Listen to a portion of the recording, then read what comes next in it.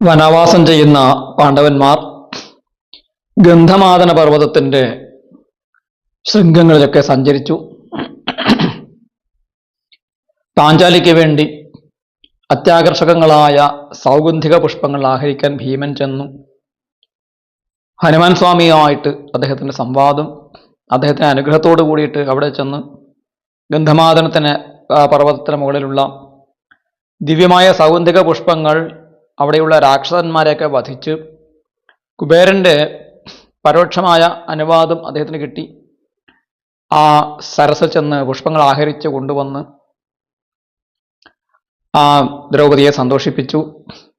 അങ്ങനെ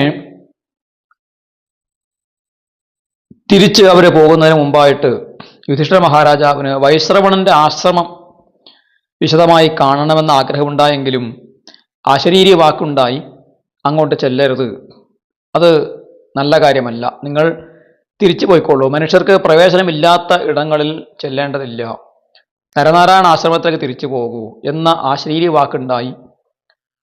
നരനാരായണ ആശ്രമത്തിൽ നിന്നും കുറച്ചുകൂടി യാത്ര ചെയ്താൽ നിങ്ങൾക്ക് ആർഷ്ടിഷേണ രാജർഷിയുടെ ആശ്രമത്തിലെത്താം.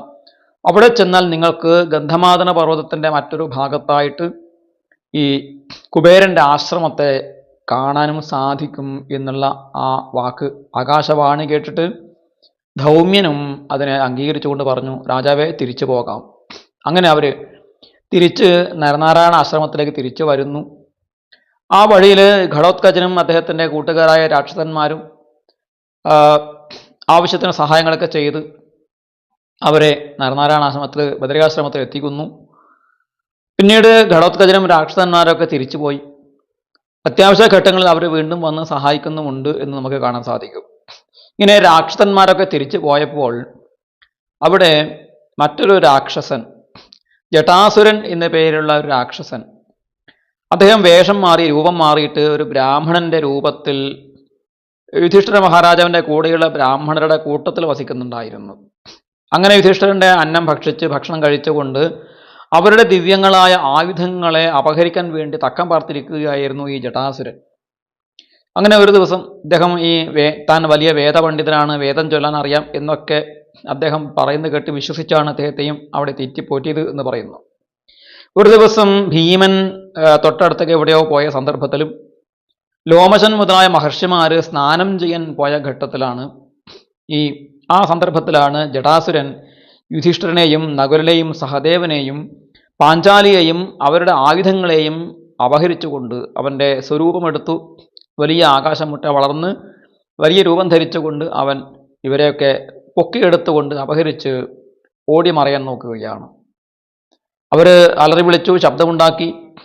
ഇടക്ക് സഹദേവൻ അവൻ്റെ കയ്യിൽ നിന്നും കുതറി തൻ്റെ വാള് തിരിച്ച് അപഹരിച്ച് എടുത്തുകൊണ്ട് അവൻ്റെ കൈക്ക് മുറിവുണ്ടാക്കിയിട്ട് അവിടുന്ന് ചാടി രക്ഷപ്പെടുകയും ഭീമസേനനെ വിളിക്കാൻ വേണ്ടിയിട്ട് പോവുകയും ചെയ്തു, യുദ്ധത്തിൽ സഹായം തേടിക്കൊണ്ട്. ഈ സന്ദർഭത്തിൽ യുധിഷ്ഠിരനെയും മറ്റും വഹിച്ചുകൊണ്ട് അവൻ അതിവേഗം ഓടുകയാണ്. ഭീമന്റെ കണ്ണിൽ പെടാതിരിക്കാൻ അവൻ ശ്രമിക്കുന്നു. യുധിഷ്ഠിരൻ അവനോട് വിളിച്ചു പറഞ്ഞു, ഹേ രാക്ഷസ, നീ അധമമായ കാര്യമാണ് ചെയ്യുന്നത്, നീ രാക്ഷസധർമ്മം പോലും നിനക്കറിയില്ല. മൃഗങ്ങൾ പോലും അവരവരുടെ ധർമ്മം ചെയ്താണ് ജീവിക്കുന്നത്. വാസ്തവത്തിൽ കാട്ടിൽ കഴിയുന്ന നിന്നെ പോലെയുള്ള രാക്ഷസന്മാർക്കും ശരണം നൽകുന്നത്, രക്ഷ നൽകുന്നത് ഞങ്ങൾ രാജാക്കന്മാരാണ്, ക്ഷത്രിയന്മാരാണ്. ലോകം രക്ഷിക്കുന്ന ക്ഷത്രിയന്മാരാണ് ഞങ്ങൾ.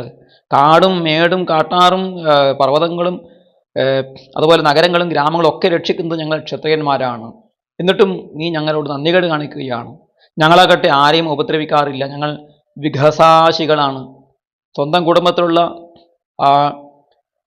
അച്ഛനമ്മമാര്, കുടുംബാംഗങ്ങൾ, സഹോദരങ്ങൾ, അവർക്ക് ഭക്ഷണം കൊടുത്ത്, ഭൃത്യന്മാർക്ക് കൂടി ഭക്ഷണം കൊടുത്ത്, അതിഥികളെയും ഊട്ടിയിട്ട് മാത്രമേ ഞങ്ങൾ ഭക്ഷണം കഴിക്കാറുള്ളൂ. അതാണ് വിഘസാശനം എന്ന് വെച്ചാൽ. അങ്ങനെ ധർമ്മം ചെയ്യുന്ന ഞങ്ങൾ ആരെയും ഉപദ്രവിക്കാറില്ല. ആ ഞങ്ങളുടെ അന്നം തിന്ന് കൊഴുത്ത നീ ഞങ്ങളെ ആക്രമിക്കുന്നത് നന്ദികേടല്ലേ? ക്ഷത്രിയോചിതമായി ഞങ്ങളോട് യുദ്ധം ചെയ്യും. ഞങ്ങളുടെ ശസ്ത്രം തിരിച്ചു തന്ന് ഞങ്ങളോട് യുദ്ധം ചെയ്തിട്ട് ഞങ്ങളെ കൊന്നിട്ട് നീ ദ്രൗപദിയെ അപഹരിച്ചു കൊണ്ടുപോയിക്കോളൂ. അല്ലാതെ വന്നാൽ നിനക്കത് വലിയ അപകടമാണ്. നീ ഇപ്പോൾ ചെയ്തിരിക്കുന്നത് വിഷകുംഭം പാനം ചെയ്യുന്നത് പോലെ അപകടകരമാണ് രാക്ഷസ എന്നൊക്കെ പറഞ്ഞു. അവരെ മോചിപ്പിച്ചില്ല. യുധിഷ്ഠിര മഹാരാജാവ് തൻ്റെ യോഗശക്തി കൊണ്ട്, തൻ്റെ ദിവ്യമായ ശക്തി കൊണ്ട് തതോ യുധിഷ്ഠിരസ്തസ്യ ഗുരുക സമപദ്യത, യുധിഷ്ഠിരൻ എന്ത് ചെയ്തു? തൻ്റെ ഭാരത്തെ വർദ്ധിപ്പിച്ചു. അങ്ങനെയുള്ള സിദ്ധി അദ്ദേഹത്തിനുണ്ടായിരുന്നു. ഭാരം വർദ്ധിച്ചപ്പോൾ, ഭാരം കൂടിയപ്പോൾ ഈ രാക്ഷസന് ഇവരെ ചുമന്ന് നടക്കാൻ പ്രയാസമാവുകയും അവൻ്റെ നടത്ത വേഗത കുറയുകയും ചെയ്തു. അപ്പോൾ യുധിഷ്ഠിരൻ തൻ്റെ സഹോദരനായ നകുലനോടും പാഞ്ചാലിയോടും പറഞ്ഞു, നിങ്ങൾ പേടിക്കണ്ട, ഇവൻ്റെ വേഗത ഞാൻ പരമാവധി കുറച്ചിട്ടുണ്ട്. ഭീമൻ വരും വരെ നമുക്ക് പിടിച്ചു നിൽക്കാം. ഭീമൻ വന്ന് ഇവനെ കൊന്നുകൊള്ളൂ എന്ന് പറഞ്ഞു. അതിനിടയിൽ സഹദേവൻ യുദ്ധ കാഹളം മുഴക്കിക്കൊണ്ട് വെല്ലുവിളിച്ചുകൊണ്ട് നിൽക്കട എന്ന് പറഞ്ഞുകൊണ്ട് അവർ പുറകെ ഓടി വന്നു, വാളുമായിട്ട് ഓടി വന്നു. അപ്പോഴേക്കും അവൻ്റെ മാർഗ തടസ്സം ചെയ്തുകൊണ്ട് സാക്ഷാൽ ഭീമസേനൻ തന്നെ മുന്നിൽ വന്ന് പ്രത്യക്ഷപ്പെടുകയും ചെയ്തു. ഭീമൻ അവൻ്റെ ഈ ക്രൂരമായ കൃത്യം കണ്ട് അത്യധികം ക്രോധത്തോടു കൂടിയിട്ട് അവനോട് പറഞ്ഞു, നീ മുമ്പേ തന്നെ ഞങ്ങളുടെ ശസ്ത്രങ്ങൾ, ആയുധങ്ങൾ പരീക്ഷിക്കുന്നതായിട്ട് ഞാൻ കണ്ടു. അപ്പോഴേ എനിക്ക് നിന്നെ സംശയം തോന്നിയിരുന്നു. പക്ഷേ നീ ബ്രാഹ്മണ രൂപം ധരിച്ചതുകൊണ്ടും അതിഥികളായിട്ട് ഞങ്ങളെ ആശ്രിതനായിട്ട് കഴിയുന്നത് കൊണ്ടും ഞാൻ നിന്നെ അന്ന് കൊല്ലാതെ വിടുകയായിരുന്നു. അതിഥികളെ ഞങ്ങൾ കൊല്ലാറില്ല. പക്ഷെ ഇന്ന് നിനക്ക് മരണകാലമായിരിക്കുന്നു. ഇപ്പോൾ നീ ദ്രൗപതിയെ അപഹരിച്ചു കൊണ്ടുപോകുന്നു. ആ ദ്രൗപദി നിന്നെ കൊല്ലാൻ വേണ്ടിയിട്ടുള്ള ബഡിശമാണ്. മത്സ്യങ്ങളെ എങ്ങനെയാണോ ഈ ചൂണ്ടയിൽ ഈ ഇരയെ കോർത്തിട്ട് ഉക്കുവന്മാർ പിടിക്കുന്നത്, അതുപോലെ നീ കൊത്തിയിരിക്കുന്ന നീ ഒരു മത്സ്യമാണ്, ചാവാൻ കിടക്കുന്ന മത്സ്യമാണ് നീ ഇപ്പോൾ കൊത്തിയിരിക്കുന്നത്. ദ്രൗപതിയാകുന്ന ബഡിശത്തിലാണ്, ഇരയിലാണ്. നിന്നെ ഞാൻ കൊല്ലാൻ പോവുകയാണ് എന്ന് പറഞ്ഞു. അതുപോലെ ഹിഡിംബനും ഭഗനും ഉണ്ടായ ഗതി തന്നെയാണ് ഇനി നിനക്കുണ്ടാവുക എന്ന് പറഞ്ഞു. അപ്പോൾ ക്രോധത്തോടു കൂടി ഈ രാക്ഷസൻ യുധിഷ്ഠിരനെയും നകുലനെയും അതുപോലെ ദ്രൗപതിയെയും താഴെ വിട്ടുകൊണ്ട് ഭീമനോട് പറഞ്ഞു, ആ ഭഗനോടും ഹിഡിംബനോടും നീ ചെയ്ത ആ ക്രൂരതയ്ക്ക് പ്രതികാരം ചെയ്യാനാണ് ഞാൻ ഇത്രയും നാൾ കാത്തിരുന്നത് എന്ന് അവൻ ഇങ്ങനെ തൻ്റെ ആ ഒരു ശൗര്യമൊക്കെ പ്രകടിപ്പിച്ചുകൊണ്ട്, ധൈര്യം സംഭരിച്ചുകൊണ്ട് അവൻ ഭീമനോട് യുദ്ധത്തിന് തയ്യാറായി. അവർ തമ്മിൽ ഘോരമായ യുദ്ധമുണ്ടായി. സഹദേവൻ സഹായത്തിന് വന്നു. അപ്പോൾ ഭീമൻ പറഞ്ഞു, സഹദേവ, നീ സഹായിക്കേണ്ടതില്ല, നീ ദൂരെ നിന്ന് നോക്കി കണ്ടാൽ മാത്രം മതി, ഈ രാക്ഷസനെ കൊല്ലാൻ ഞാൻ മാത്രം മതി എന്ന് പറഞ്ഞു. വൃക്ഷങ്ങൾ പറിച്ചുകൊണ്ട് രണ്ടുപേരും അടിച്ചു, മുഷ്ടി കൊണ്ടിടിച്ചു, ആയുധങ്ങളെ കൊണ്ട് അടിച്ചു. ഒടുവിൽ ആ ജടാസുരൻ്റെ ജട പറിച്ചു. എന്ന് വെച്ചാൽ അവൻ്റെ ശരീരം അടിച്ചു നുറുക്കി, തല ചതച്ച്, കഴുത്ത് ഞെരിച്ചും മറ്റും അടിച്ചും ഇടിച്ചും ചവിട്ടിയും അവൻ്റെ ആ കഥ കഴിച്ചു ഭീമസേനൻ. അങ്ങനെ ആ ഭീമൻ വിജയശ്രീരാജനായിട്ട് സഹോദരങ്ങളെയും പാഞ്ചാലിയെയും രക്ഷിച്ചു. അങ്ങനെ ഒരു വലിയ പരീക്ഷണത്തെ അവർ നേരിടേണ്ടി വന്നു. അതിനുശേഷം യുധിഷ്ഠിരാദികൾ പറഞ്ഞു, നമുക്ക് നരനാരായണ ആശ്രമത്തിലേക്ക് തിരിച്ചു പോകാം എന്ന് പറഞ്ഞു. അങ്ങനെ നരനാരായണ ആശ്രമത്തിലേക്ക് അവർ തിരിച്ചു പോകുന്നു. അർജുനൻ്റെ വരവ് വേണ്ടി അവർ കാത്തിരിക്കുകയാണ്. അർജുനനെ ഓർത്തുകൊണ്ട് യുധിഷ്ഠിരൻ പറഞ്ഞു, ഭീമ, നമ്മുടെ സഹോദരനായ ജിഷ്ണു പോയിട്ട് 4 വർഷം കഴിഞ്ഞു. ഇതിപ്പോൾ 5ാം വർഷമാണ്. 5 വർഷക്കാലം ദേവലോകത്ത് ചെന്ന് ഞാൻ വിദ്യാർത്ഥിയായി ആയുധാഭ്യാസം ചെയ്ത് ജീവിക്കും എന്ന് പോകുന്ന സമയത്ത് അവൻ നമ്മളോട് പ്രതിജ്ഞ ചെയ്തിട്ടുണ്ടായിരുന്നു. ഇനിയും ഈ 5ാം വർഷം കൂടി പിന്നിട്ടാൽ മാത്രമേ എനിക്ക് അവനെ കാണാൻ സാധിക്കുകയുള്ളൂ. അവനെ കാണാൻ എനിക്ക് കൊതിയാകുന്നു എന്ന് പറഞ്ഞു. അർജുനനെ കാത്തുകൊണ്ട് അവർ വീണ്ടും സഞ്ചരിച്ചു. ആ ഗന്ധമാദന പർവ്വതത്തിൽ സമീപത്തുള്ള, അല്ലെങ്കിൽ ഈ നരനാരായണ ആശ്രമ സമീപത്തുള്ള നിരവധി മഹർഷിമാരെ, ബ്രാഹ്മണരെ ചെന്ന് കണ്ടു. അവരെയൊക്കെ വിളിച്ചു ചേർത്തു. അവരൊക്കെ ആദരപൂർവ്വം പ്രദക്ഷിണം ചെയ്ത് നമസ്കരിച്ചു. ഇവിടെ വീണ്ടും തങ്ങൾ തുടർന്ന് താമസിക്കാൻ ആഗ്രഹിക്കുന്നു എന്ന് പറഞ്ഞു. അവരൊക്കെ തന്നെ പാണ്ഡവന്മാരെ അനുഗ്രഹിച്ചുകൊണ്ട് പറഞ്ഞു, നിങ്ങൾക്കൊക്കെ തന്നെ നഷ്ടപ്പെട്ടു പോയ സുഖം വീണ്ടെടുക്കാൻ സാധിക്കട്ടെ എന്ന് അവർ ആശീർവാദം ചൊരിഞ്ഞു. പിന്നീട് അവർ ലോമശനെയും കൂട്ടി ധൗമ്യനെയും കൂട്ടി വടക്കോട്ട് ബ്രാഹ്മണ സമേതം തന്നെ അവർ വീണ്ടും യാത്ര തുടർന്നു. അശ്ലീലവാക്ക് പറഞ്ഞതുപോലെ ആർഷ്ടിഷേണന്റെ ആശ്രമത്തെ ലക്ഷ്യമാക്കിയാണ് അവർ വടക്കോട്ട് സഞ്ചരിച്ചത്. ചില സന്ദർഭങ്ങളിൽ ഈ ഘടോത്കജൻ മുതലായ രാക്ഷസന്മാർ വന്ന് അവരെ പർവ്വതങ്ങൾ കടക്കാൻ സഹായിച്ചു. അവരെ വഹിച്ചുകൊണ്ട് നടന്നു. ചില സ്ഥലങ്ങളിൽ അവർ കാൽനടയായിട്ട് സഞ്ചരിച്ചു. അങ്ങനെ 17 ദിവസം യാത്ര ചെയ്തിട്ടാണ് അവർ വീണ്ടും ഗന്ധമാദന പർവ്വതത്തിന് സമീപത്ത് എത്തിച്ചേരുന്നത്. ഗന്ധമാദന, നേരത്തെ കണ്ട ഗന്ധമാദനത്തിൻ്റെ ആ മഹാപർവ്വത ശൃംഖലയുടെ മറ്റൊരു ഭാഗത്താണ് അവർ എത്തിച്ചേർന്നത് എന്ന് വേണം നമ്മൾ മനസ്സിലാക്കാൻ വേണ്ടിയിട്ട്. അങ്ങനെ ഗന്ധമാദന പർവ്വതത്തിൻ്റെ ഭാഗമായ മറ്റൊരു ഇടത്ത്, ആ പർവ്വതത്തിൻ്റെ സമീപത്ത് അവർ എത്തിച്ചേരുന്നു. അവിടെ വൃഷപർവാവ് എന്ന ഒരു മഹർഷി, രാജർഷി അവിടെ തപസ് ചെയ്യുന്നുണ്ടായിരുന്നു. അദ്ദേഹത്തിന് ആശ്രമത്തിൽ ചെന്നു. വൃഷപർവാവ് അദ്ദേഹം ക്ഷത്രിയനായിരുന്നു, താപസനായി മാറിയതാണ്. അദ്ദേഹം ഈ പാണ്ഡവന്മാരെ സ്വന്തം മക്കളെ പോലെ കണ്ട് സ്നേഹിക്കുകയും അവരെ അവിടെ താമസിപ്പിക്കുകയും ചെയ്തു. 7 ദിവസം അദ്ദേഹത്തിൻ്റെ ആശ്രമത്തിൽ പാണ്ഡവന്മാർ താമസിച്ചു. അതിനുശേഷം അവിടുന്ന് യാത്ര പറഞ്ഞ് പോകുമ്പോൾ തൻ്റെ കൂടെ സുരക്ഷിതരായിരിക്കേണ്ട സഞ്ചരിക്കാൻ സാധിക്കാത്തവരായ ബ്രാഹ്മണരെയും തൻ്റെ യജ്ഞപാത്രങ്ങളെയും തൻ്റെ കയ്യിലുള്ള അമൂല്യമായ രത്നങ്ങളും അതുപോലെ ആഭരണങ്ങളും ഒക്കെ തന്നെ പാണ്ഡവന്മാർ ആ ആ ആ ആശ്രമത്തിൽ, വൃഷപർവാവിൻ്റെ ആശ്രമത്തിൽ അദ്ദേഹത്തെ ഏൽപ്പിച്ചുകൊണ്ടാണ് പോകുന്നത്.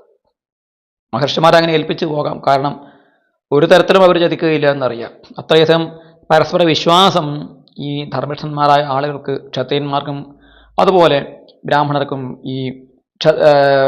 അതുപോലെ തപസ്സുകളായിട്ടുള്ള ഋഷിമാർക്കും മഹർഷിമാർക്കും ഒക്കെ തന്നെ അങ്ങനെയുണ്ട്. അവരാരും അന്യോന്യം ചതിക്കുകയില്ല എന്നുള്ളതാണ് നമ്മളിവിടെ മനസ്സിലാക്കേണ്ടത്. ഈ ഭാരിച്ച ധനം അവിടെ ഏൽപ്പിച്ചിട്ടാണ് ഒരു സാഹസിക യാത്രയ്ക്ക് വേണ്ടിയിട്ട് പാണ്ഡവന്മാർ വീണ്ടും അവിടുന്ന് യാത്ര ചെയ്യുന്നത്, ആർഷ്ടിഷേണൻ്റെ ആശ്രമത്തെ ലക്ഷ്യമാക്കിയിട്ട്. അങ്ങനെ അവർ 4 ദിവസം സഞ്ചരിച്ച് ശ്വേത ഹിമാലയം അവർ കാണുകയും, ആ വെളുത്ത നിറത്തിലുള്ളതായ മഞ്ഞ് മൂടിയ ഹിമാലയ പർവ്വതത്തിൻ്റെ ആ സമീപത്തെത്തി. പാണ്ഡവന്മാരും ലോമശനും ധൗമ്യനും ദ്രൗപദിയൊക്കെ തന്നെ ഒരുമിച്ച് കൂടിച്ചേർന്ന് നടന്നു. അപകടം പിടിച്ച മാർഗമാണ്.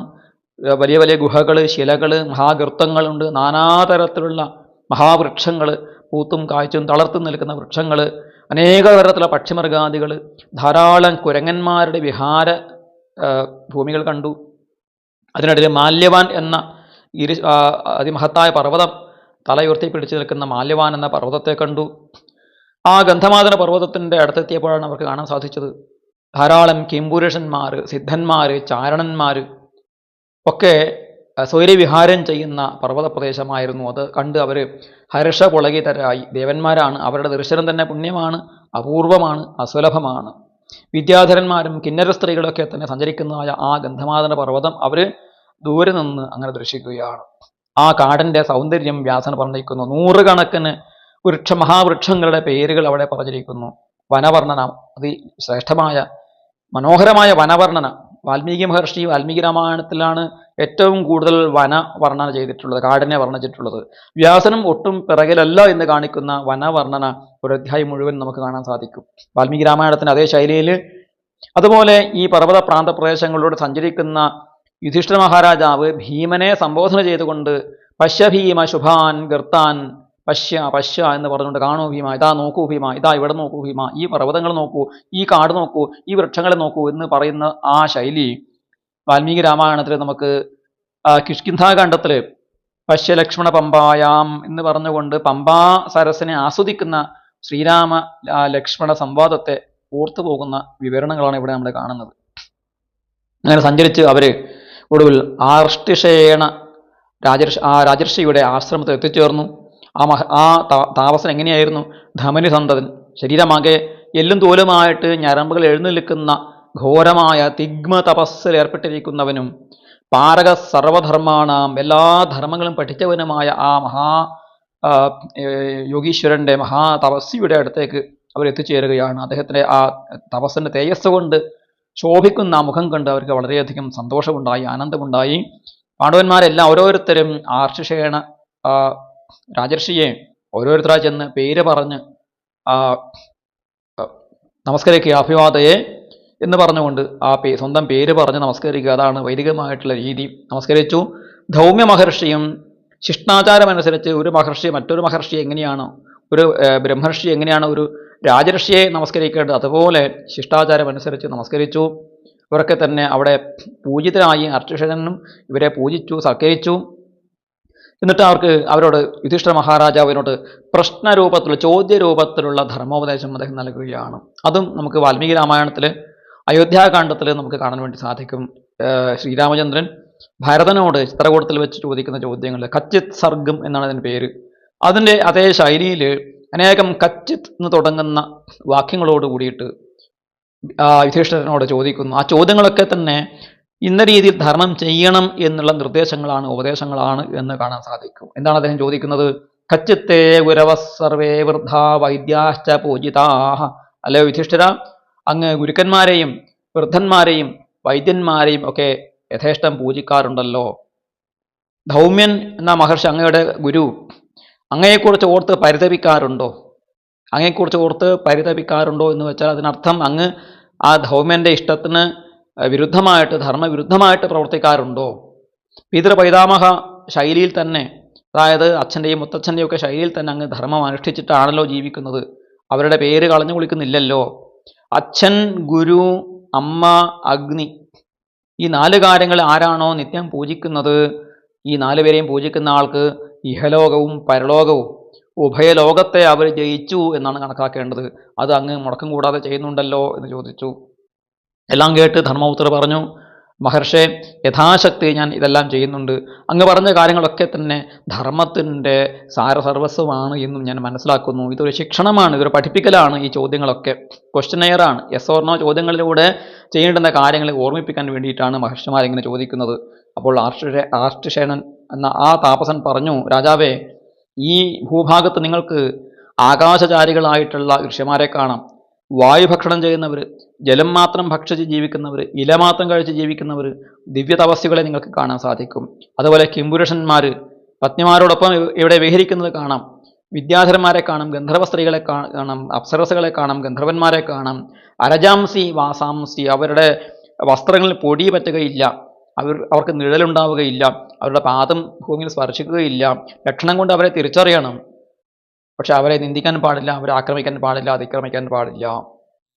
നിങ്ങൾക്ക് ഈ ഇതിനേക്കാൾ ഉയരങ്ങളിൽ കയറി ചെന്നു കഴിഞ്ഞാൽ അവിടെ ദേവന്മാർ വസിക്കുന്ന സ്ഥലമാണ്, ഈ സിദ്ധപുരുഷന്മാർ വസിക്കുന്ന സ്ഥലമാണ്. അവിടെ നിന്ന് ഭേരി, പണവം, ശംഖം, മൃദംഗം മുതലായ വാദ്യോപകരണങ്ങളുടെ ധ്വനി കേൾക്കാം.